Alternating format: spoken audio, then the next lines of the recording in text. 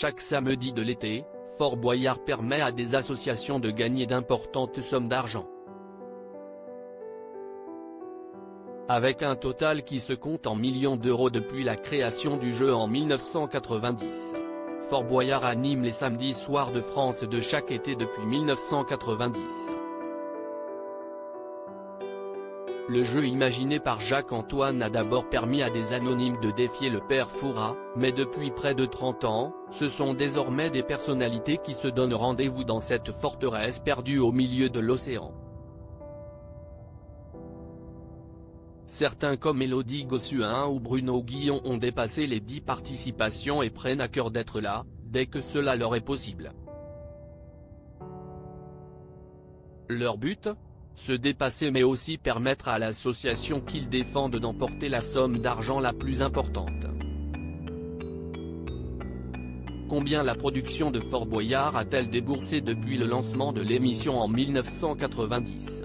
Si les épreuves sont souvent difficiles, les aventuriers mettent tout en œuvre pour aller au-delà des craintes et des frayeurs car tous souhaitent faire gagner la plus grande somme à leur association. Depuis 1990, la production a ainsi versé aux différentes équipes un montant total supérieur à 4,5 millions d'euros, le tout à plus de 250 associations, nous révèle Adventure Line Productions. Les candidats de cette saison 2023 continuent d'ailleurs à faire grossir cette impressionnante cagnotte. L'une d'elles parviendra-t-elle à détrôner celle qui reste en haut du podium depuis plus de 20 ans ?